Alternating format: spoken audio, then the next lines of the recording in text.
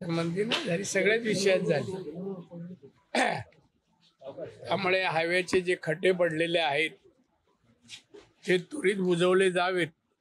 ज्या कॉन्ट्रॅक्टरनी काम केलंय त्यांना नोटिसा देणं की तुमच्यावर कारवाई का करू नये, निकृष्ट दर्जाचा रस्ता झालाय अशी त्यांना नोटीस दिल्या जातील.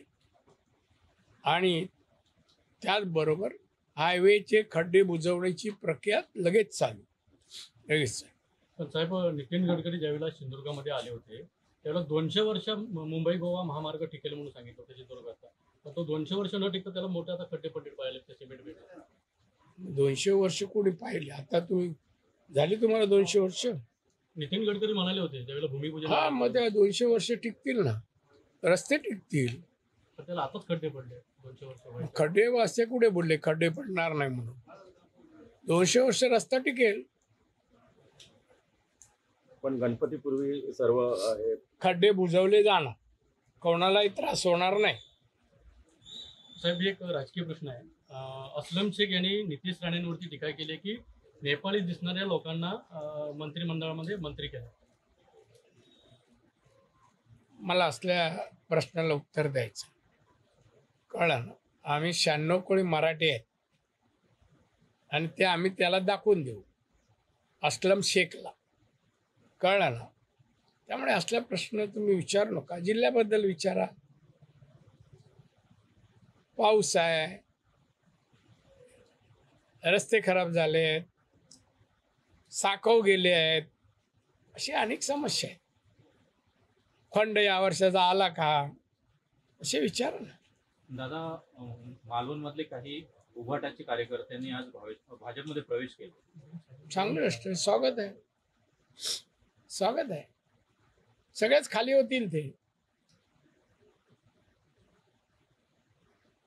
धनुष्यबाण चिन्हावरती आज सुनावणी सुप्रीम कोर्टामध्ये होणार आहे. पण ठाकरेंनी असं एक मागणी केली की जोपर्यंत निर्णय होत नाही तोपर्यंत धनुष्यबाण चिन्ह पाठवावं. ठाकरे बोलले म्हणजे काय सुप्रीम कोर्ट करणार का? ठाकरे बोलतात ना ते कोर्टात उलट होत.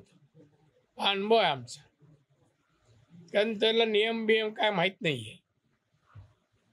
चला, तुमचे प्रश्न संपले. निवडणूक आयोगाने धनुष्यबाण हे बेकायदेशीर चिन्ह दिलं असं संजय राऊत म्हणतात. एकनाथ शिंदे खरं म्हणजे संजय राऊत याच्या डोक्यावर परिणाम झालाय. जे प्रश्न काय असे बोलतो. आता एकदा कोर्टाने निर्णय घेतलाय तर तो निर्णय चुकीचा कसं काय म्हणतो? निवडणूक आयोगाने घेतला. निवडणूक आयोग असो, कोर्ट असो, कसं काय बोलू शकतो हा? सोडाव त्याचे प्रश्न विचार नको. आणि मला कधीच तो संजय राऊत पण नको आणि उबाडा नको. गणेश चतुर्थी जवळ आली आहे आणि मोठ्या प्रमाणात रेल्वेचं आहे ते बुकिंग फुल झालं आहे. यासाठी काय स्पेशल ट्रेन सोडल्या जातील का? मी बोलतो त्यांच्याशी, संधी असेल तर आपण सोडू. मी बोलेन GMC आणि असेल तर सांगितलं जास्त सोडा.